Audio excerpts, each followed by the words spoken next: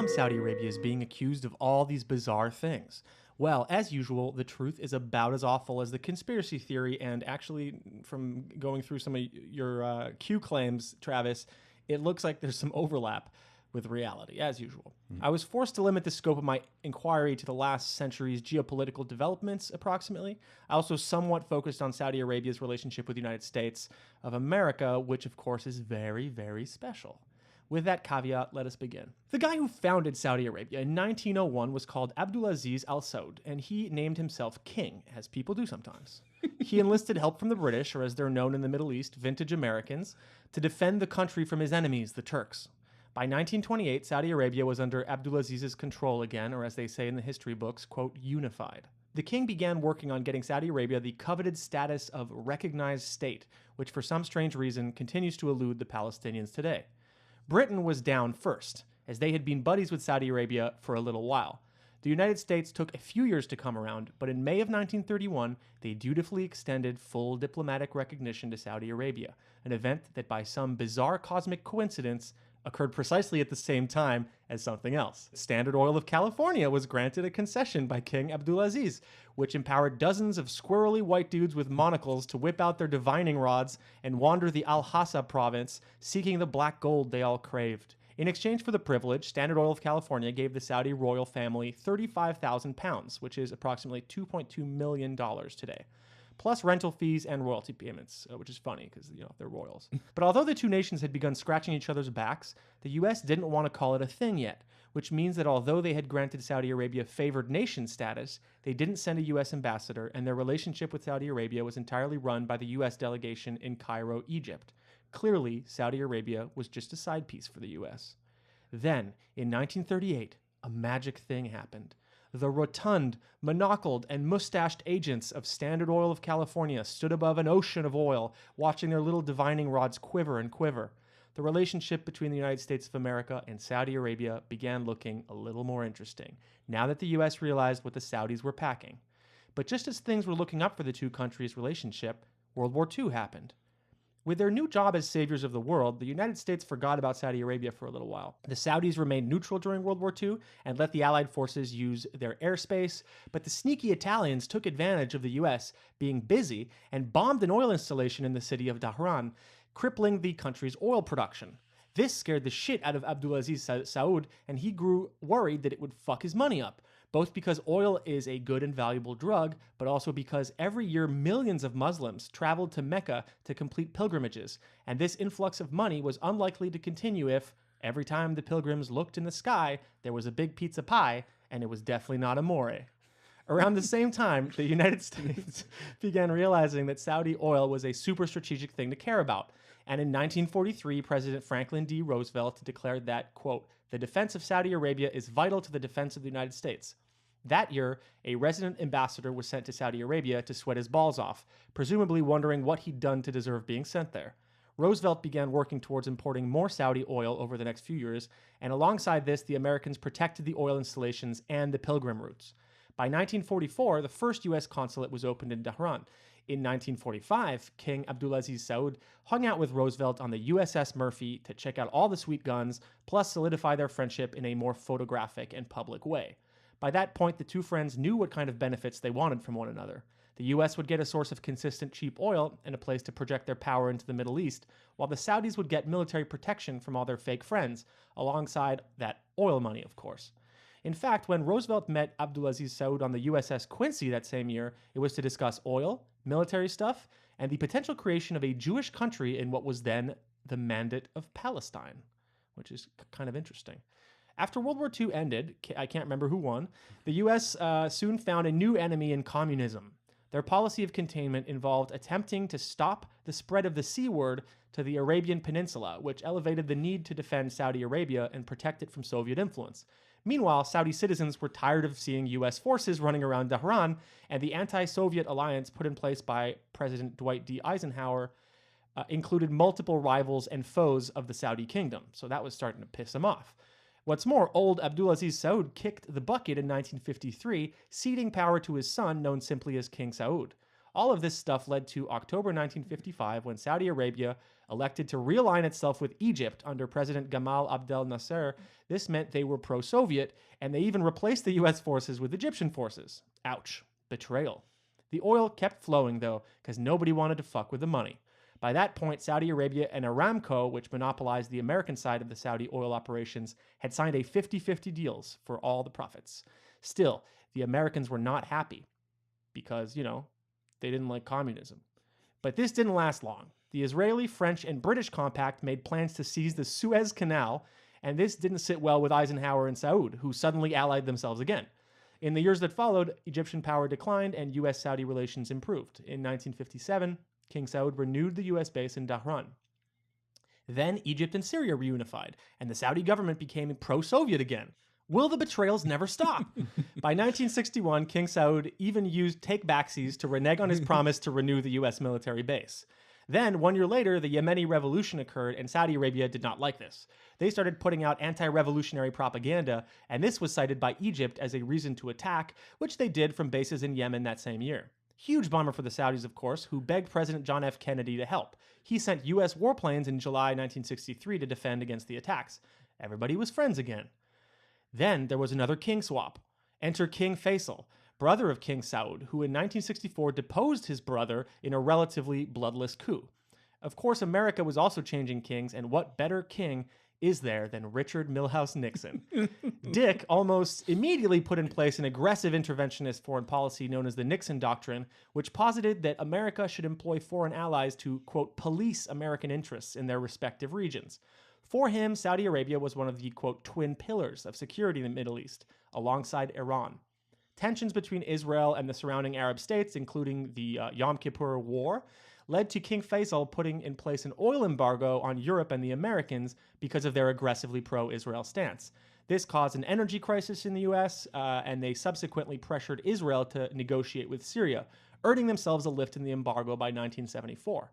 And this is when the back-scratching really started.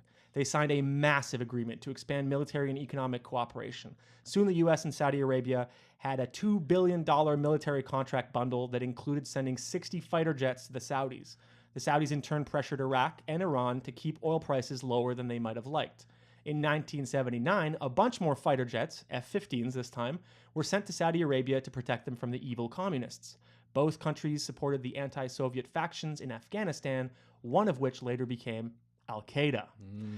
After the Cold War ended, the back-scratching continued under Reagan, and King Fahd, another of the sons of Abdulaziz, was now big man over on the Saudi side after the assassination of King Faisal. He didn't do it. It was some random, son of some other Saudi royal who was then decapitated in the public square.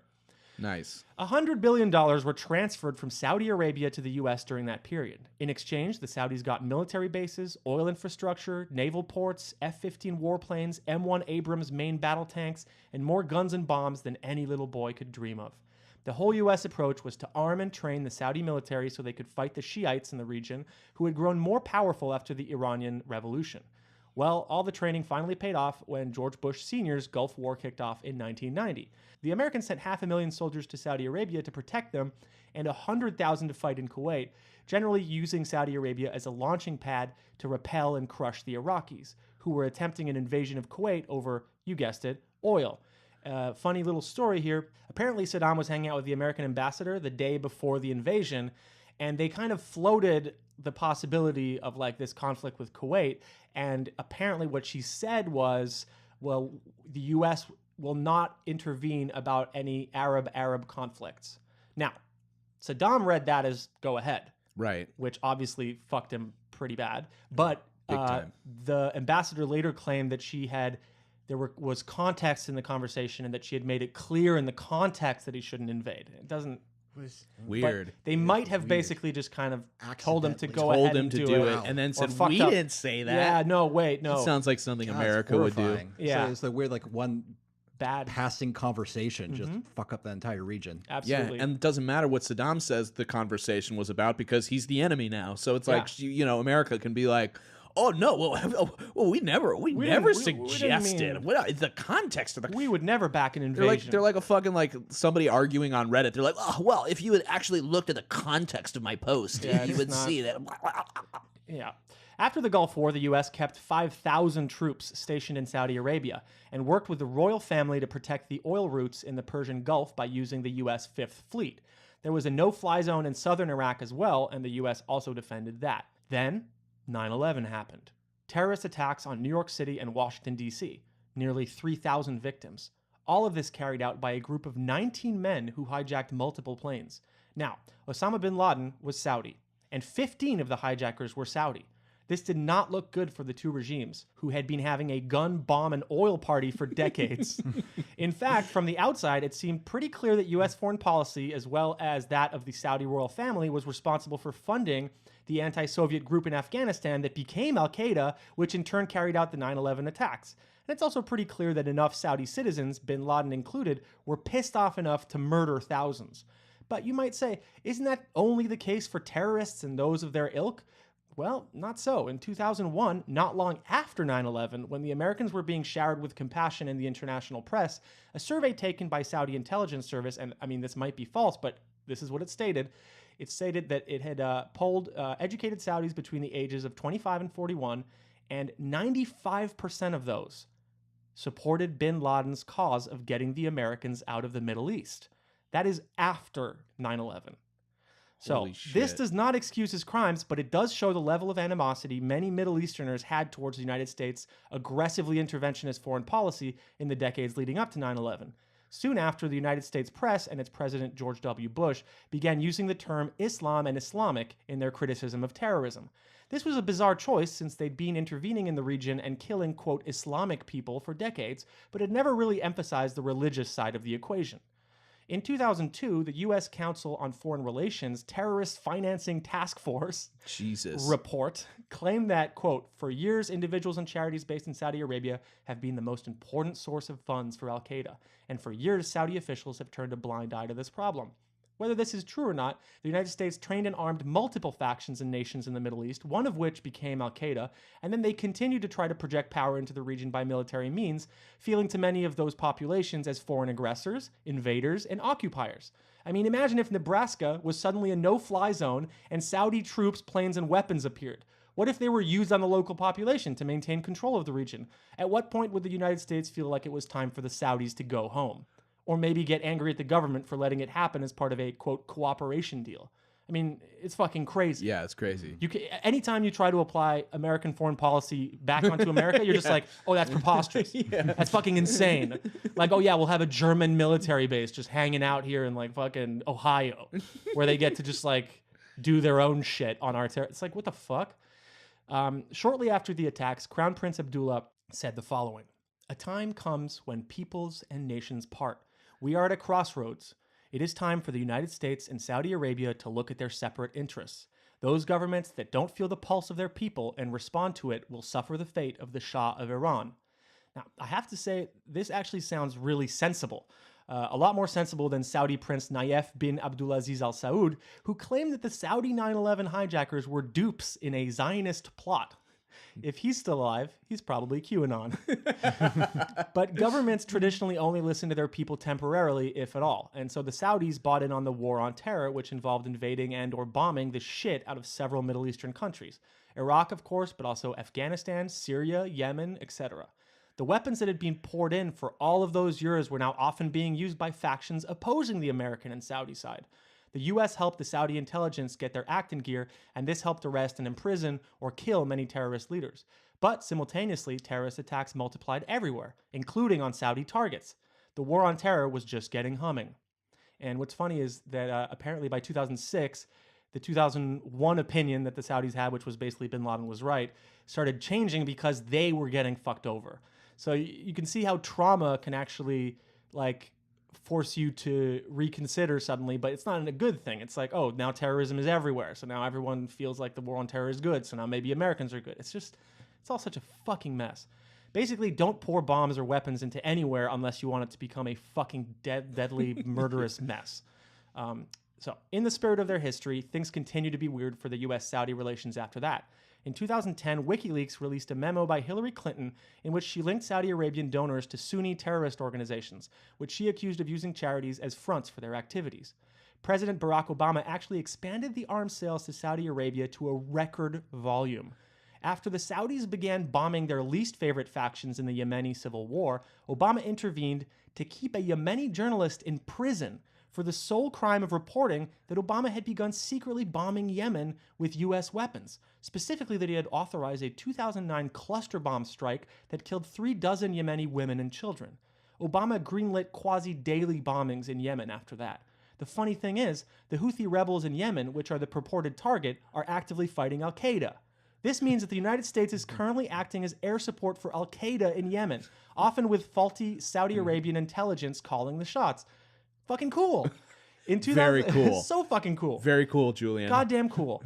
In 2015, the Saudis and the Americans were up to their old tricks again, funneling weapons to Syrian rebels during a CIA-led covert operation called Timber Sycamore. This was facilitated by then CIA Director John Brennan, who expanded the collaboration with the Saudis for decades, by the way, before that, and is now a talking head on MSNBC representing the awesome liberal media. Very cool. So fucking cool. The operation in question delivered 500 U.S.-made TOW anti-tank missiles and trained and armed the anti-Assad rebels. There are reports that some of these ended up in the hands of al-Qaeda and the Islamic State. History is just a beautiful thing. It's just such an elegant circle. And then 2016 happened to America. The great populist and anti-establishment President Donald Bernie Bro Trump took power, and it looked like maybe things would change. Nah. Trump sold apartments to the Saudi royal family multiple times. In fact, MBS has brazenly stated, and this was caught by a journalist, that Jared Kushner was in his pocket.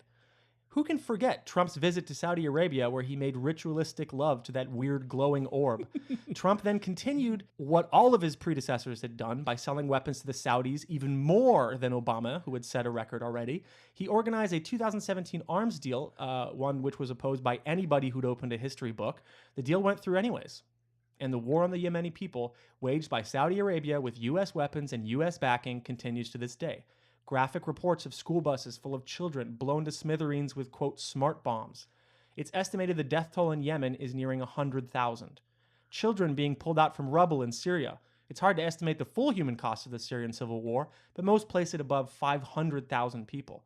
And these numbers, obscured by lack of media interest and purposefully opaque policies, continue to rise. Speaking of death toll, a new king came to Saudi Arabia, and he was massively involved in starting, defending, and escalating the Yemeni intervention. His name, of course, is King Mohammed bin Salman, or MBS. He took power by way of a purge, set up by his father, who was still king at the time, that rounded up 10 princes and 38 others, businessmen, media figures, and royal family members that MBS didn't think would play nice. The arrests supposedly were the result of a, quote, high committee on fighting corruption. So, why isn't the West calling him a dictator? Well, MBS pumped millions of dollars into the Western press, giving birth to dozens of articles touting him as a, quote, reformist. During his 2017 tour, MBS famously took credit for considering a law that would allow women to drive in Saudi Arabia for the first time. Note, many of the women who fought for the right to drive in Saudi Arabia are now disappearing or being forced into exile. MBS organized a press event to announce the passing of the new law, broadcasting it simultaneously in Saudi Arabia and the USA. Before the event, the female activists were all warned by the government to stay silent surrounding the event. He didn't want them to get any credit for it, nor to validate activism as a method. Classic. New York Times writer and cosmic dunce Tom Friedman didn't just call MBS a reformer. He clamored after his visit to Riyadh that, quote, Saudi Arabia's Arab Spring had finally arrived. Never mind that Saudi Arabia worked against the Arab Spring in Egypt, or that the Arab Spring wasn't the work of a spoiled monarchist dictator. MBS was also received for a dinner by the owner of the Washington Post. Democracy dies in darkness indeed. This, by the way, was a long time after the war on Yemen had been launched by then Defense Minister MBS while his dad was still king. There's no fucking excuse. You're not fucking journalist. You are the same people who supported the Iraq War. You're not progressives. You're not good at your job, and you're not even fucking smart. Undoubtedly, many of you were paid by MBS handsomely to become his unrepenting sandwich boards. Shame on you. Oh, and if you're British and you care about England, the Tories also took tons of NBS money recently, and you're also selling them weapons, and you should be similarly ashamed. Same with France. In fact, Macron recently applauded MBS for, quote, opening his country and supporting a moderate Islam. This was 2017, and he was making this statement about a guy who at the time had 1. Actively courted war with Iran and described their leader as Hitler in the press, 2, launched a horrifying war on Yemen, purposefully halting humanitarian aid to the poorest country in the region and pushing, by UN estimates, 7 million people into famine, while worsening a cholera epidemic that has infected nearly 1 million people, even though it's a fucking medieval disease. He did that by closing all of the different ports of entry. The UN obviously was not happy, and yeah, he was purposefully starving the people. 3, he blockaded their supposed ally, Qatar, which was a fucking weird move, such a stupid power play. 4, he systematically murdered or imprisoned journalists, opposing politicians and activists. And 5, astonishingly, he kidnapped 2 foreign leaders. He kidnapped the prime minister of Lebanon while he was fucking visiting Saudi Arabia and kept him there for months under a bizarre form of house arrest until finally sheepishly releasing him back to Lebanon, I assume with better policies. Jesus. He also did the same thing to the Yemeni president, keeping him, and in this case, his entire family and most of the administration under house arrest in Saudi Arabia until he saw fit to release them when, he had done whatever he wanted to do. So, I mean, is there no depth to the Western powers' hypocrisy? Well, let's see if there is by talking about a man named Jamal Khashoggi. Jamal was a Saudi Arabian journalist and citizen who for many years worked as advisor to the royals and wrote for Al Watan, a national newspaper. Then, echoing the American Never Trumpers, he balked at MBS's recklessness, violence, and egomania. He published an article called, quote, "I am Saudi, but I am different," that encouraged Saudi Arabia to stop oppressing minorities, silencing journalists, and promoting non-diversity of opinion. The Crown was not impressed, and Jamal was swiftly banned from writing altogether. This caused him to bail on Saudi Arabia and move to the United States, where he was hired by the Washington Post. His articles for the Post compared MBS to Putin and argued that he was worse than anything Saudi Arabia had seen before, specifically in terms of repression. On October 2nd, 2018, Jamal Khashoggi walked into the Saudi Arabian embassy in Istanbul, Turkey. What happened next, nobody is 100% clear on. There are reports of a 15-man Saudi team, including like some forensics doctor that was flown in just for that, torturing him while Saud al-Qahtani, one of MBS's closest advisors, was piped in over Skype to lead the interrogation, allegedly saying, quote, "Bring me the head of the dog." They then apparently killed and dismembered him with a bone saw, burying his remains in the Saudi consul's backyard. His remains have actually been found in the Saudi backyard. That's not even a claim. In the aftermath, some random chubby guy, presumably a body double, was captured on camera walking out of the embassy in part of Khashoggi's clothes. I'm assuming the rest was too blood covered. Covered in blood. The slain journalist's son, Salah Khashoggi, was then forced to take a press photo with MBS, presumably to give the impression that the Saudi king wasn't responsible for killing Jamal. Reminder, Salah Khashoggi is currently not allowed to leave Saudi Arabia. He's essentially a hostage being forced to take photos with his father's alleged murderer. Very cool. Fucking cool. The Turkish authorities claim to have a tape that recorded the entire ordeal, presumably because they're bugging the Saudi embassy for their own political game. The tape is not being released. MBS has been on a cleanup tour, including a mock trial of a group of his subordinates who he claims acted without his knowledge. But since he's a fucking psycho, I'm not sure if he's just going to sacrifice his people at the altar of his own innocence. But, it wouldn't surprise me. We'll see. And, boys, that's what I got on Saudi Arabia. Oh my God. Yeah. I'm so I feel like I'm coming down from some really bad ecstasy. Yeah, I don't feel good at all. In the middle of that, I got so furious. How do we come out of this episode feeling like there's any reason to live? That's going to be the sole role of Felix Biederman, who better bring the jokes. Yes. Yeah. Because I want to fucking die too. I'm not red pilled on Saudi Arabia, but I am pretty black pilled. It's pretty bleak. Yeah. Yeah. Yes, I am. I don't even know what to say about it. Like, it's consistent with other foreign policies that we've seen in South America. Like, we've examined on other episodes, but to really understand the role of Saudi Arabia and the role of Israel, two states that were basically installed and armed and kind of like co-developed by the United States military and United States intelligence, and to see how those countries are so systematically embroiled in just like genocide and fucking bombing people, it's so fucking depressing. It makes me really, think about this idea that the Middle East is chaotic, or that, I'll often hear the argument that these Arab states would be fighting each other if this wasn't the case. And it's like, well, actually, if you look back, Saudi Arabia was founded in the 20th century. It was founded in 1901 by the time it stabilized, it was already having interventions by the British to help them gain control. The Saudi state, it was created by Western, influences, and America was involved by 45. So it's like oil.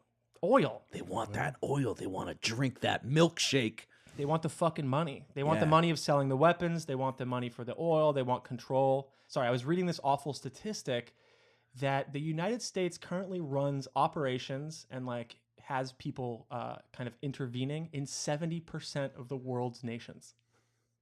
So if you're in that 30%, consider yourself lucky. I guess your country's so fucked up, the Americans, you're not on the radar yet. Yeah, you've got nothing of value to us. If you ever find anything nice, don't show anybody. Yeah, don't post any pictures on social media. Never. Don't tweet about it. Act like you just robbed a bank. Pretend you're not rich for years. Yeah. Or maybe forever. Don't get their attention. Don't shine anything towards the sky. There's probably drones looking. Yeah. Just hide in a hole in the ground like Saddam did. That ended up just great for him.